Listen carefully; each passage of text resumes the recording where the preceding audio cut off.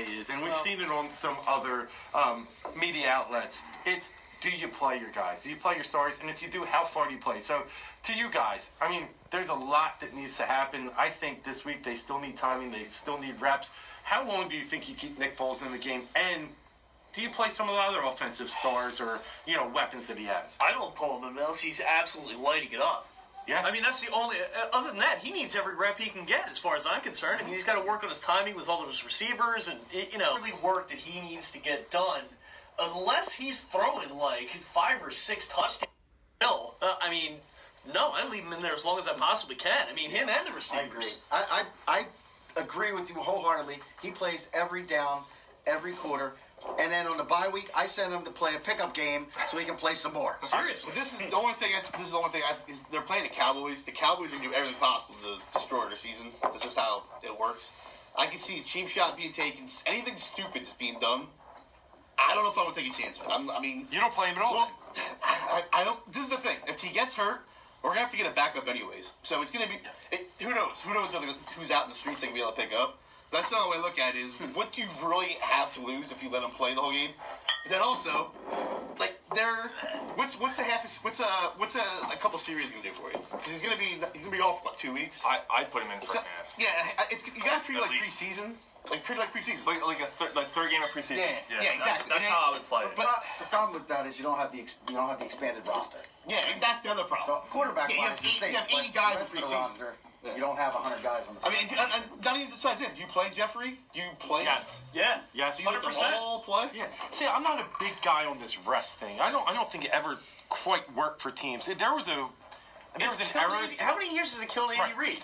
Wasn't there a period there when people would start resting him in week 16? Yeah. Give him almost a half game of 16, all 17. All of a sudden you're off for 2.5 weeks. Yeah. And if you looked at it, I think it was the Colts a lot. Peyton Manning couldn't win off a bye any year. But the only thing, this is just different though, because those were you're a franchise quarterback. You're going into it. You know what I'm saying? You're going to be a little more. This is a completely different situation. You think about it. No, it's very rare a team loses their quarterback 2 weeks before the playoffs. No, you know what I'm saying? So it's you almost have to almost coddle Foles because you have no backup plan. If Sudfeld goes in, that's your season. You're done. I don't know anything about Nate Sudfeld. I don't want to know anything about Nate. I know he played at Indiana. I don't want to know you. I don't want to know.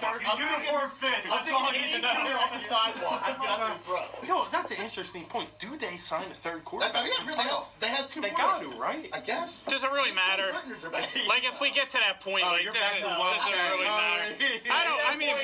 You're out anyway, right? I mean, we need Nick. The problem is Nick Foles. Being Nick Foles is not good enough. So, we're talking about if Nick Foles gets hurt and this guy gets hurt and 65 people get hurt, what are we going to do? Oh, there's no ifs. You hand the ball off. Okay. I know. Honestly, if that happens, I give the ball to Jake Elliott. He's the GOAT anyway. Just let him kick it, man. No matter where it's at on the field, just kick it. Make it happen. And I think go deep. I'll kick it in. That's so funny. We got a chance with Jake. But listen, I think you definitely need to play Nick Foles. He needs to get as much reps as possible. Do I play him the entire game? Depends on how he plays. If he pulls what he pulled last week, he's staying in there until he gets it right. And you know what? Even after the game's over, I want him out on the field doing reps if he doesn't have a good game. Because you're getting a week off, and there's really no tomorrow once you get into the playoffs. So, we have this magical season. It's been a special season. Our back's against the wall. It's probably going to take a miracle to get where we thought we'd get. But you have to do everything you can to try and get there at this point. And that's a great point about magical season. What were you going to say, Sean? My bad.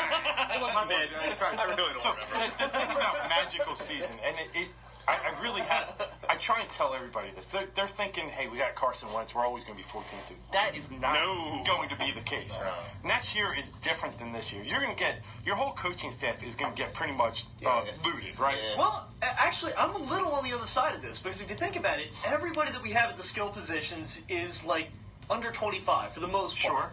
So you've got them all under contract. There's no big name that's going to walk. Torrey Smith leading. Trey Burton is on the free agents. Yeah, but he's not going to kill you. You know what I mean? But what do you do at left tackle?